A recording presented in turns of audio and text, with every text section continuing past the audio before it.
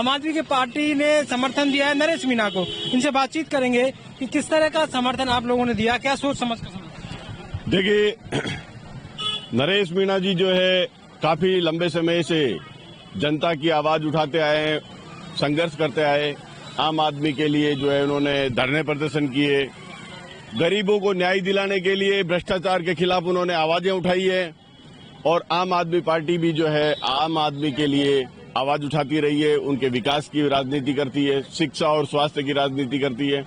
और नरेश मीणा जी ने जो कि इसी विचारधारा पे वो चल रहे थे, जनता के काम के लिए संघर्ष कर रहे थे, उन्होंने आम आदमी पार्टी से समर्थन मांगा। हमारे नेशनल कन्वीनर अरविंद केजरीवाल जी ने उसको सपोर्ट किया, समर्थन दिया।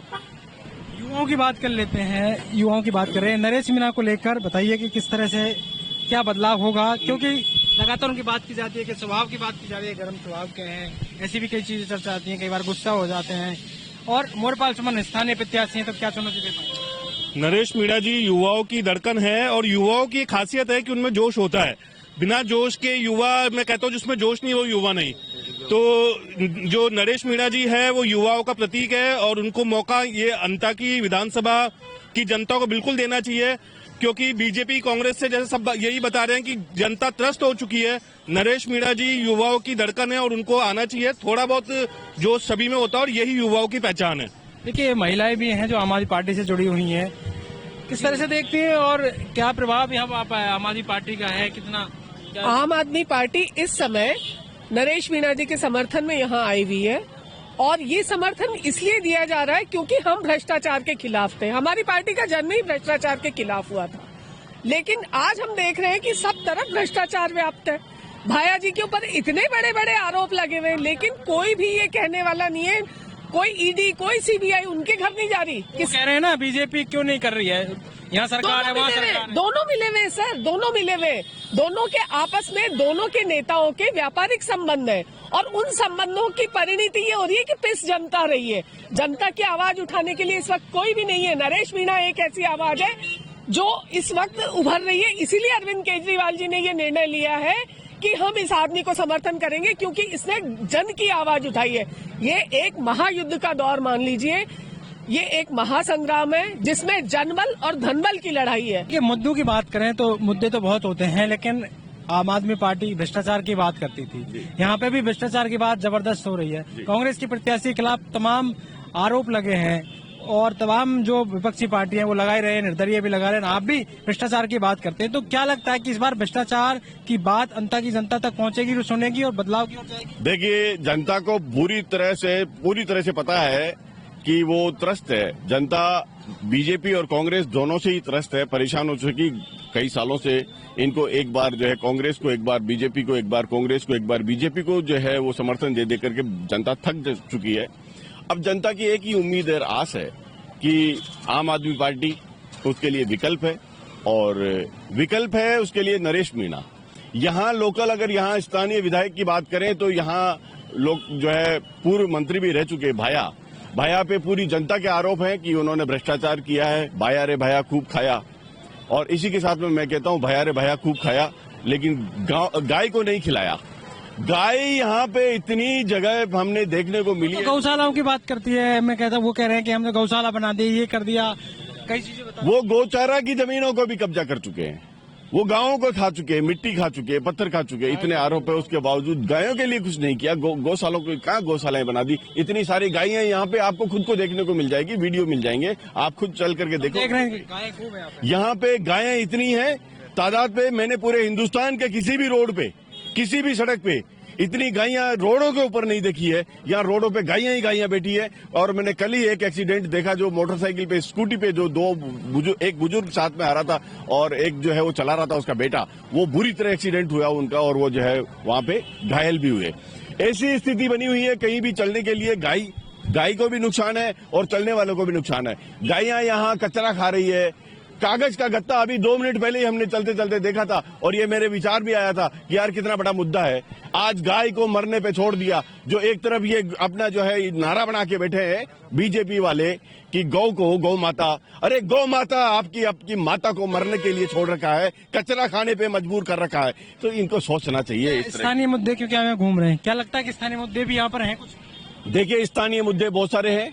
भ्रष्टाचार का मुद्दा स्थानीय मुद्दा बहुत बड़ा मुद्दा है। जनता की यहाँ पे आवाज सुनने वाला कोई नेता नहीं है, जनता का काम करने वाला नहीं है, उनके मुद्दों को उठाने वाला नहीं है। शिक्षा की बात करो, स्वास्थ्य की बात करो तो पूरा ढर्रा ही पूरे राजस्थान का ही इस कदर खत्म हो चुका है। आज शिक्षा व्यवस्था, स्वास्थ्य व्यवस्था जीरो स्थिति पे बनी हुई है। उनकी बिल्डिंगें धराशायी हो रही है, उनके पास में इंफ्रास्ट्रक्चर नहीं है, टीचर प्रॉपर नहीं है, सुविधाएं प्रॉपर नहीं है। बच्चों को जो है पढ़ने के लिए प्रॉपर एक शिक्षा का मंदिर भी ये नहीं दे पा रहे हैं। स्वास्थ्य के लिए उनको अच्छा अस्पताल नहीं दे पा रहे हैं। तो अब विकल्प आम आदमी पार्टी है और नरेश मीणा भी एक आम आदमी पार्टी के साथ में अभी जुड़ा हुआ है। नरेश मीणा ने सपोर्ट मांगा, आम आदमी पार्टी उसके साथ में जुड़ी हुई है। अब मजबूती के साथ में हम लोग शिक्षा, स्वास्थ्य भ्रष्टाचार की जब बात होती है तो आपके कई नेता, अरविंद केजरीवाल मुख्यमंत्री रहे, उनको भी भ्रष्टाचार के आरोप लगे, जेल भेजा गया। आपके शिक्षा मंत्री रहे, उनको भी जेल भेजा गया। क्या लगता है क्या था ये पूरा मामला? देखिए, ये राजनीति, इतनी गंदी राजनीति, ओछी राजनीति, छोटी राजनीति इन्होंने मोदी जी ने जो की है वो पूरी जनता भी जानती है कि जो जितने भ्रष्ट थे, जिनके पास में करोड़ों रुपए जो है मिले भी हैं, सबूत भी मिले हैं, उसके बावजूद उन भ्रष्टाचारियों को तो उन्होंने जो है अपनी पार्टी में शामिल कर दिया। आज उन पे आरोप लगा रहे हैं और कल ही जो है अपनी पार्टी में शामिल कर दिया और उनकी जो वाहवाही कर रहे हैं। तो ये क्या है? वॉशिंग मशीन बना रखी है। और जो ईमानदारी से काम कर रहा नेता है, पूरी ईमानदारी के साथ में, डेडिकेशन के साथ में विकास कर रहा है, उनको भ्रष्टाचार के आरोप लगा करके जेल भेज रहे हैं। और वो केवल मात्र उनका नुकसान नहीं किया, नेताओं का, उन मंत्रियों का पूरा नुकसान किया, पूरी जनता का, उन जनता का जिन्होंने वो नेताओं को चुन करके भेजा है। 5-5 साल तक, 3-3 साल तक उन मंत्रियों को जेलों के अंदर रखा। और कौन से मंत्रियों को जेल में रखा? जिन्होंने सबसे अच्छा काम किया। दिल्ली की अगर मैं बात करता हूं, अरविंद केजरीवाल जी की सरकार थी। उस सरकार में जो मंत्री थे, मनीष सिसोदिया जी, सत्येंद्र जैन जी, सत्येंद्र जैन जी ने जबरदस्त लेवल पे काम किया शिक्षा के क्षेत्र में। मनीष सिसोदिया जी ने जो काम किया शिक्षा के क्षेत्र में, उन दोनों मंत्रियों को जेल में डालने का मतलब क्या है? जनता का काम रोकना।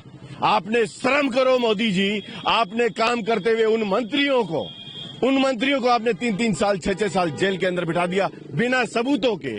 और बाद में वो बरी हुए हैं। अभी मनीष सिसोदिया जी पूरी तरह बिल्कुल जो है बरी हो चुके हैं। कोर्ट ने उनको जो बरी कर दिया है। वो केस ही झूठा था, झूठे आरोप लगाए थे। वो समय किसका बर्बाद हुआ? उन मंत्रियों का बर्बाद हुआ, या सबसे ज्यादा समय बर्बाद हुआ पूरी जनता का? जिन जनता के और भी अच्छा काम करने वाले थे वो काम करने से रुके। जनता की बात कर लेते हैं। कितने कार्यकर्ता यहाँ पर आम आदमी पार्टी के होते हैं? कब तक प्रचार करेंगे? क्या रहेगा? आम आदमी पार्टी के राजस्थान की कई सारी हमारी टीमें बनकर के यहाँ पे अलग अलग गांवों में काम कर रही है। और 11 तारीख तक, पोलिंग के दिन तक का यहाँ हम लोग पूरी डेडिकेशन के साथ में काम करेंगे। अरविंद केजरीवाल जी ने जो आवाज उठाई थी, वो पहली आवाज भी राजस्थान से मांगरोल उठी थी। और इस बार मैं अरविंद केजरीवाल जी से यही कहना चाहती हूँ कि एक बार फिर आए और इस आवाज को उठाएं, नरेश की आवाज को मजबूत करें। और अरविंद केजरीवाल भी आएंगे? बिल्कुल आएंगे। अगर उनके शेड्यूल में थोड़ा सा भी समय रहा तो वो निश्चित रूप से यहाँ आएंगे। जब वो, क्योंकि ये आम आदमी पार्टी के कार्यकर्ता हैं, तमाम जो है ये जो बाजार है इसमें यहाँ पर लगातार प्रचार प्रसार कर रहे हैं। और इस बार इनका ये मंशा है कि भ्रष्टाचार की जो बात यहाँ पर हो रही है, भ्रष्टाचार को लेकर लगातार ये मुद्दा है। ऐसे में धनबल की जो राजनीति है वो यहाँ से खत्म होगी और कहीं ना कहीं जनबल जीतेगा। अब देखना ही होगा कि जब 14 को परिणाम आएगा, 11 को वोटिंग होगी, तब ये अंता की जनता क्या फैसला लेती है, ये देखने वाली बात होगी। पॉलिटिकल पंचायत के लिए जयपुर अंता से दशरथ सिंह।